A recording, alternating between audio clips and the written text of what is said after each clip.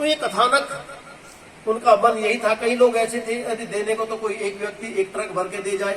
ये बैठे हमारे आदरणीय जीएम साहब, इनका मन ये अभी शूटिंग रेंज चलने वाले वहाँ शूटिंग रेंज की आप व्यवस्था कर रहे हैं, आर्चरी की व्यवस्था कर रहे हैं, एक बहुत बड़े पुस्तकालय की व्यवस्था कर रहे हैं। तो ये थोड़ी बात है, इनके हिस्से में आई है तो कहीं ना कहीं कोई प्रेरणा तो किसी की है। काम तो कोई करेगा, काम कोई करेगा।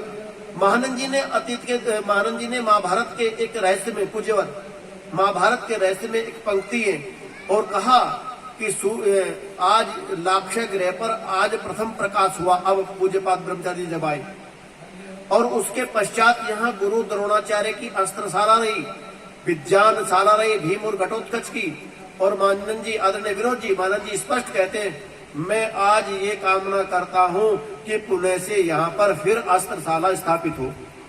किससे कामना करता हूं? समाज से कहा। मैंने पढ़वाया वो कई लोगों को, 20-20 साल लोगों को पढ़ते हो गए और पढ़ने के बाद में यदि मानंद जी के आदेश का हम पालन नहीं कर रहे तो भैया हम तो केवल प्रदर्शन कर रहे हैं। तो मैंने आपसे निवेदन किया, उनको कितनी जिज्ञासा है कि इस काम को कराएंगे, तो बहुत तन्मयता के साथ में वो लगे हुए हैं। बल्कि मुझे ही कई बार उन्होंने कहा कि इसका हल्का मोटा एस्टिमेट बना लो, भेजो। अब मैं संस्कृत का आदमी, मैं एस्टिमेट किसका बनाऊं, कहां से किसको पकड़ूं, क्या करूं? मैंने कहा आप ही आ जाना, बैठ करके कर लेंगे। क्यों जी भाई, हमने तो बिली बिलाई पी, क्यों जी, अरबनी बनाए खाई, हमें एस्टिमेट से कोई मतलब नहीं। हमने भरा थोड़े भरा, दीवार नहीं बनवाई, भ्राता जी ने आदेश कर दिया, तैयार कर दिया, भैया जी हम तो आके बैठ गए। भाई हमें बैठने वाले, और तुम खड़े करते हो तो खड़े हो जाएंगे, बैठाओगे तो बैठ जाएंगे। एक साधु वाली बात सुनाऊं, मैं क्या कह रहा था इससे पहले? दहा गुरु जी जा रहे थे अन्न संग्रह करने के लिए, ध्यान देना दान के लोगों का। तो उनके साथ में कम से कम 10, 15, 20 व्यक्ति चलते थे अन्न संग्रह कराने के लिए। किसी मोजिज व्यक्ति के यहाँ पहुंचे, मैं कथानक पूज्यपाद गुरुदेव का, भैया जी ने जब स्थान की बात कर दी ना, तो ऋषियों का विचार और चिंतन कितना पवित्र और दीर्घगामी होता है, यह हमें देखना चाहिए। तो लोग अन्न प्रदान कर रहे थे। एक परिवार था, बहुत धनाढ़ अच्छा परिवार।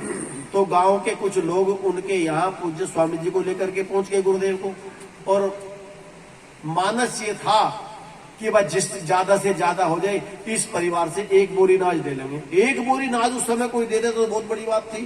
यानी कटोरे वाले होते ना, कटोरी, थाली, बेला, इसमें लाग रहे ना ऐसे करने के लिए, और बेले के बीच में, थाली के बीच में 1 बोरी मिल जाए तो अंतोगत्वा गांव के 20 मोजिज आदमी जिस परिवार से, जिस मुखिया से इतनी अपेक्षा करके लेके गए, उन्होंने पूज्यपाद गुरुदेव का न तो सम्मान किया और न उन्होंने अन्न दिया, मना कर दिया। तो सब लोगों के भाई भाव बदल नहीं थे। उन्होंने उनके चेहरे को पढ़ा तो उन्होंने समझा कि ये कहीं ना कहीं असहज महसूस कर रहे हैं अपने आप को, और कैसे उठे, ऐसी जगह से उठा भी नहीं जाता।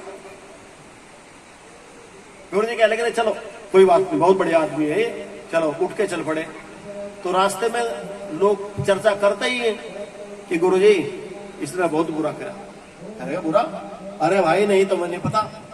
देखो वैसे बोलते, अरे भाई तो मुझे पता, जो जिसके भाग्य का था वो दे निकला, जो जिसके निमित्त का था वो दे निकला, और जो जिसके निमित्त का नहीं था वो कहां से देगा? देखिए देने की व्यवस्था। आज मांगने वाले क्या कहें, भाई जो हमारे भाग का था वो आ गया। क्यों भाई, तू पानी चलाने गया था, तब डॉक्टर साहब बड़ा इंजेक्शन लाया था या दवाई दी थी। लोग जो बिना करे कह रहे कि जो हमारे भाग्य था वो आ गया। लेकिन पूज्यपाद गुरुदेव ने कहा जो जिसके निमित्त का था वो दे निकला, शोक नहीं करते। चलो बहुत बढ़िया, कोई बात नहीं। तो देने वाला व्यक्ति तो समाज के अंदर बिरला ही पैदा होता है। देना और ढोना दोनों में बहुत बड़ा अंतर है। देना हृदय से दिया जाता है। तो मेरा कहने का अभिप्राय कि पूज्यपाद गुरुदेव का वो आशीर्वचन आज भी हमारे बीच में है, जिससे आप लोग बैठ करके यहाँ जो ये यज्ञ की इस विधा के साथ में जुड़े हैं। लोग बहुत आ सकते हैं, आप वो लोग हैं जो केवल यज्ञ की सुगंधी को लेकर के आए, आपको बार बार किसी ने प्रेरित नहीं किया, आपको बार बार किसी को प्रेरणा नहीं दी। हम भी यही चाह रहे थे देखना कम से कम कि जैसे वो होती नहीं मधु बनाने वाली मक्खी, वो सुगंध लेती लेती उन्हीं फूलों पर पहुंच जाती है जो काम की है, और फूल की भी प्रक्रिया कर देती है और आपके लिए भी औषधि तैयार कर देती है। तो मेरा कहने का अभिप्राय है कि आप जितने लोग यहाँ सप्त ऋषि के इस आश्रम में बैठे हैं, तो इस परिक्षेत्र में बैठे हैं, वो आज के नहीं पूर्व जन्म जन्मांतरों के भी ऋषियों की पंक्ति के व्यक्ति जरूर रहे हैं।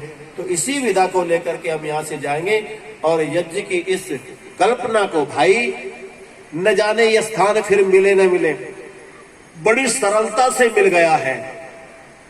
स्थान की कीमत तब पता लगती है जब वो न मिले। मान लिया ये मना कर दे कल को, तब पता लगेगी। अब तो मिल गया है, कोई बात नहीं। तो ये इनका हमारे साथ स्नेह और आशीर्वाद तो है ही, लेकिन उन पवित्र दिव्य आत्माओं का भी आशीर्वाद है जो आपको पकड़ करके यहां खींच करके ले आई। चल चल वहां चल, वहां यज्ञ करना है। और ऋषि मुनियों की तरह यह अनुष्ठान करके हम चले जाएंगे। तो निश्चित रूप से मैं आपसे निवेदन करता हूं कि अपने जीवन के उपयोग, अपने जीवन के समय का उपयोग कर लें। दो धाराएं हैं, एक धारा में सुख है और दूसरी धारा में शांति है। एक गंगा ये बह रही है जो आपको प्रदान कर रही है सुख, और दूसरी गंगा आपके पिंड में बह रही है जो ब्रह्मरंध्र से लेकर के और मूलाधार तक, जो दोनों नाड़ियों के बीच में सुषुम्ना है, जब उसमें आपका आत्मा प्रवेश कर जाता है और मानो देखो त्रिवेणी में स्नान करता है, उस समय आपके जीवन में शांति और साधना स्थापित हो जाती है। आपका जीवन साधनात्मक बन जाता है, आपको वैराग्य आने लगता है, आपको विवेक उत्पन्न होने लगता है, आपका क्रोध समाप्त हो जाता है, मन्यु में परिवर्तित हो जाता है और आपके जीवन का निर्माण होने लगता है। तो इन्हीं शब्दों के साथ में पुनः अपने सभी भाइयों को, देवियों को, माताओं को, बच्चों को बहुत बधाई देता हूं कि आप उनमें से हैं। हमारा और आपका संबंध एक जन्मों का संबंध नहीं, हमारा और आपका संबंध खून का संबंध। हम किन संबंधों को मानते हैं? बोले खून का संबंध है, ये मेरा रिश्तेदार है, मेरा पिता है, ये मेरा भाई है, ये मेरी पत्नी है, ये मेरे बच्चे हैं। मैंने खून के ऐसे अनेक संबंधों को कलंकित होते देखा है, लेकिन बंधुओं जो संबंध आत्मा का आत्मा के साथ में होता है, वो आत्मा का संबंध आत्मा की उन्नति के लिए हमको प्रेरित करता है।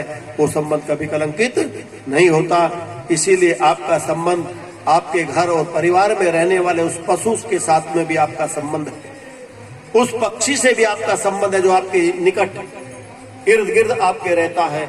तो इसीलिए मेरा कहने का अभिप्राय, आत्मा का संबंध तो शाश्वत होता है। बस इस संबंध में क्या बना रहे? इस संबंध में पवित्रता बनी रहे, और पवित्रता जब इस संबंध में बनी रहेगी तो हमारा एक दूसरे के प्रति समर्पण होगा, और जब हमारा एक दूसरे के प्रति समर्पण होगा तो ये सारा का सारा आश्रम और ये क्षेत्र हमारे विचारों के समन्वय के साथ में, वेद के मंत्रों के साथ में, आप जहां बैठेंगे 2 व्यक्ति, आप जहां बैठेंगे 4 व्यक्ति, और जब विचारों का उद्गीत आप गाएंगे, विचारों का समन्वय होगा, वहीं मानो देखो आपका याग प्रारंभ हो जाएगा और वो यज्ञशाला बन जाएगी। तो इन्हीं शब्दों के साथ